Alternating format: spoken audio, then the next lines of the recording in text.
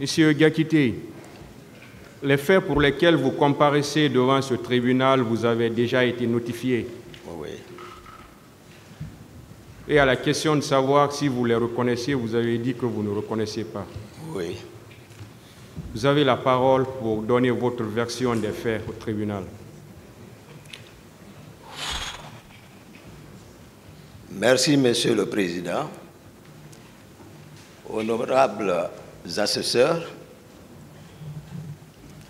de m'avoir autorisé à prendre la parole pour exprimer ma part de vérité par rapport à cet événement malheureux qui est venu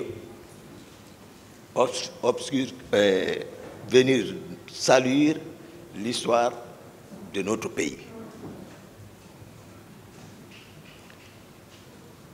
Mais avant tout, Monsieur le Président, honorable assesseur, je voudrais, avec votre permission, formuler une prière à l'intention de la mémoire des victimes que cet événement a entraîné. J'implore Dieu, le Maître suprême des juges, d'accueillir leur âme dans son paradis éternel. Et je formule également la même prière pour notre cher pays, afin qu'à travers ce procès, que les Guinéens puissent se pardonner, se réconcilier et que Dieu donne la paix à la Guinée. Je ne saurais terminer cette prière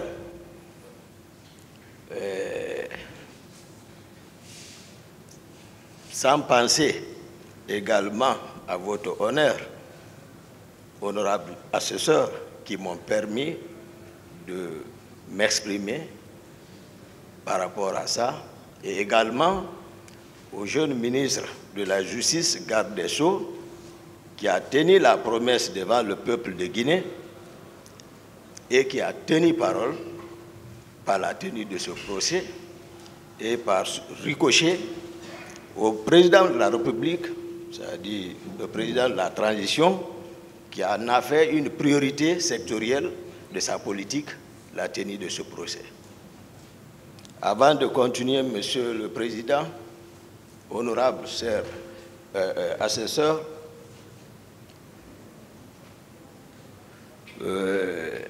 votre passage lors de la notification auprès de nous à la maison centrale, je vous avais tenu une promesse sincère que si le procès aurait lieu, que ce jour je n'allais jamais vous faire souffrir. Et Dieu a fait que nous sommes présents dans ce cadre. Ce jour également, et cette promesse que je vous ai faite ne souffrira aucune ambiguïté pour le rayonnement de la vérité. Ce jour, j'ai voulu également évoquer mon état de santé. Vous m'avez également promis que tout allait être discuté ici, mais déjà je vous promets que cela n'entravera en aucun cas pour la poursuite des débats. Simplement, je le parle pour rassurer les avocats de la partie civile, parce qu'ils étaient inquiets, ils ont évoqué ici beaucoup de raisons par rapport à mon état de santé. Simplement, les rassurer et vous en parler afin que vous l'appréciez au moment opportun, voir comment je pourrais bénéficier d'un traitement adéquat. Mais je voulais leur dire que c'est une réalité de ce que je souffre.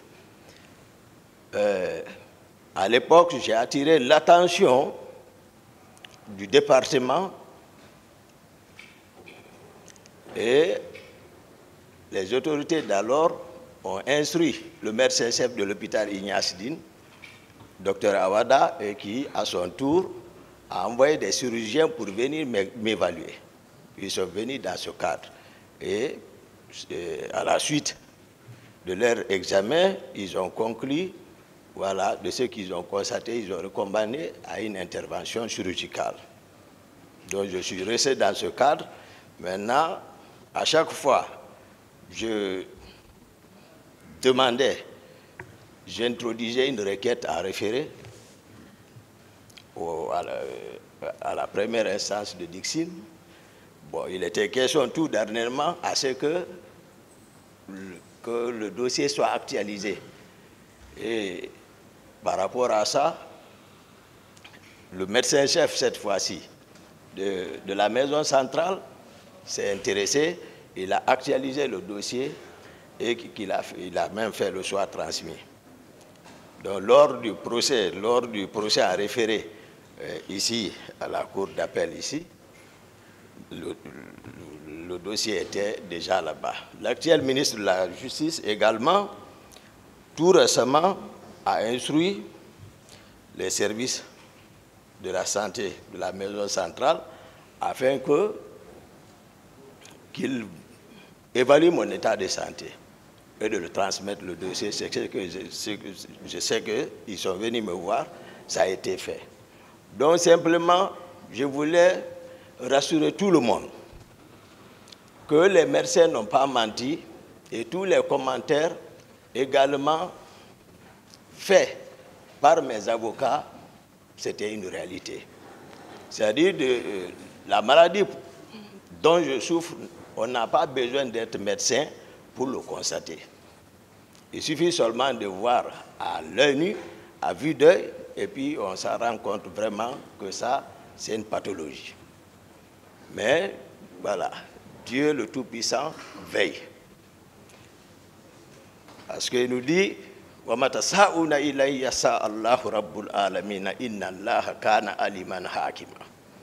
dit, ce n'est pas ce que vous voulez qui se fera. C'est ce que lui, le Tout-Puissant Allah, il veut, c'est ce qui va se faire.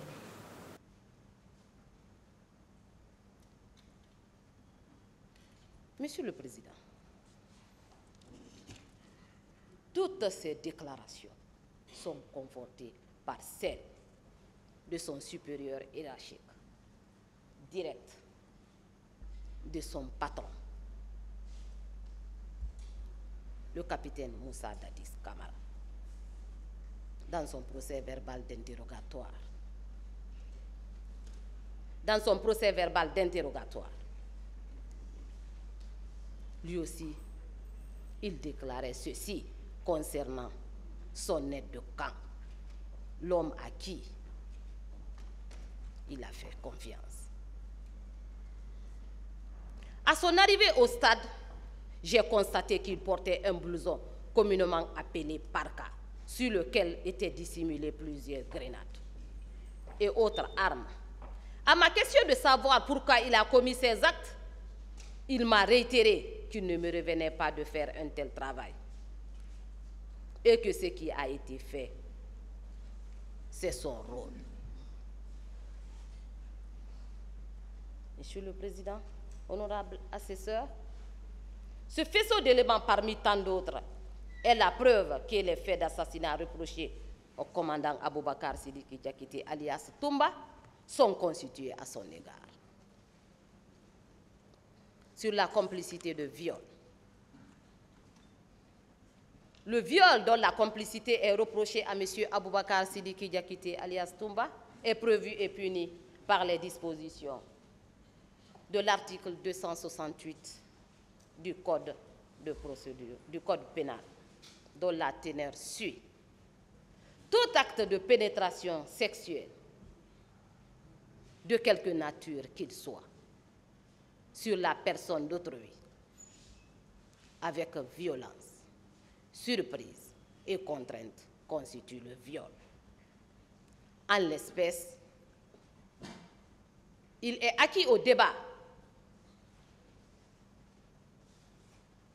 que certaines femmes avaient non seulement été violées au stade, à ciel ouvert, mais aussi d'autres ont été enlevées et conduites au camp Makambo, anciennement appelé Kankundara, et au camp Alpha Yaya Diallo, où elles ont été réduites en esclavage sexuel, avec des cas de viol collectif.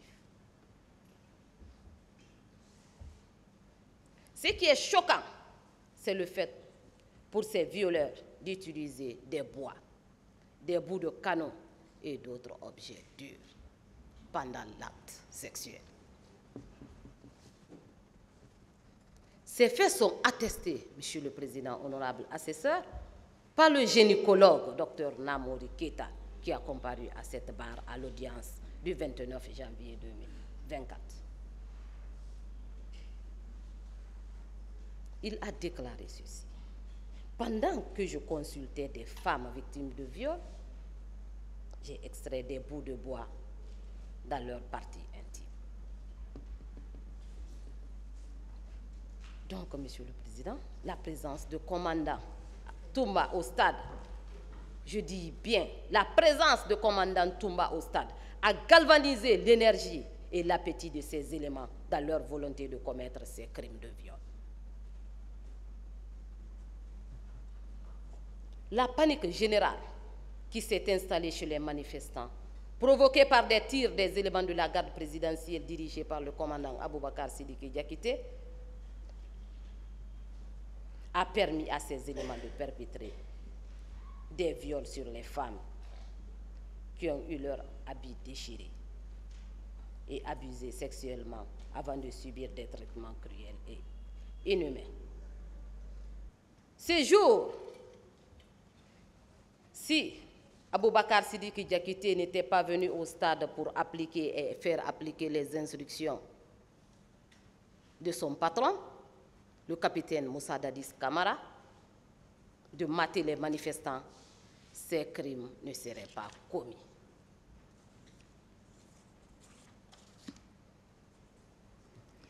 Monsieur le Président, honorable assesseur, l'instruction de mater englobait pour le commandant Toumba et ses hommes l'assassinat, le viol, l'enlèvement, la séquestration et la torture. En résumé, les militaires et miliciens dirigés par le commandant Toumba avaient la carte blanche de faire des manifestants tout ce qu'ils voulaient. C'est pourquoi il doit être retenu dans les liens de la culpabilité pour complicité de viol. Sur la complicité d'enlèvement, de torture et de séquestration,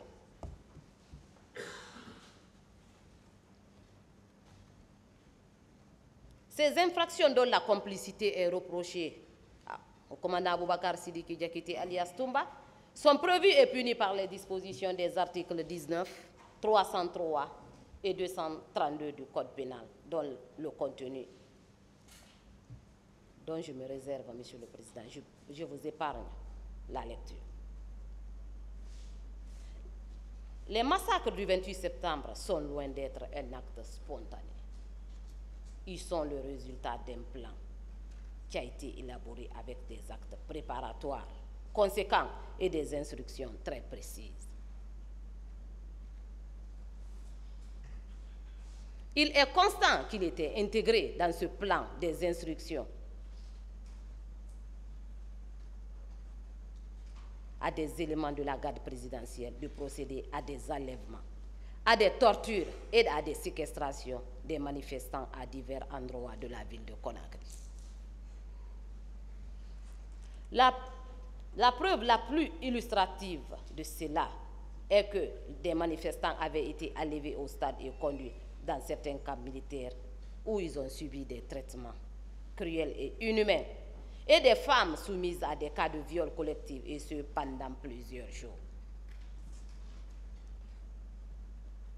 Comment tout cela pouvait se passer dans des camps militaires, notamment au camp Makambo, anciennement appelé le camp Koundara, et au camp Alpha Yaya Diallo, qui était le siège du pouvoir, sans que le commandant de la garde présidentielle et le président de la République ne prennent des dispositions pour y mettre fin et éventuellement sanctionner les auteurs. Les instructions qui ont été données à Toumba de mater les manifestants ont été fidèlement transmises par ce dernier aux subordonnés et miliciens pour la commission de toutes les infractions reprochées. Monsieur le Président, honorable assesseur, ce faisceau d'éléments relatés prouve à suffisance que les faits de complicité d'enlèvement, de torture et de séquestration sont constitués à l'égard du commandant Aboubacar Sidiki Diakité, alias Touba, qui comparaît par devant vous à cette barre.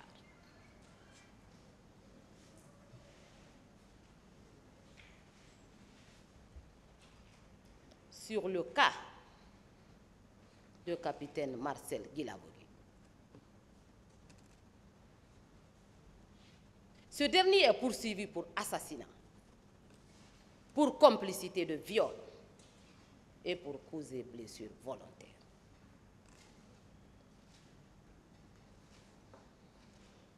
Sur l'assassinat,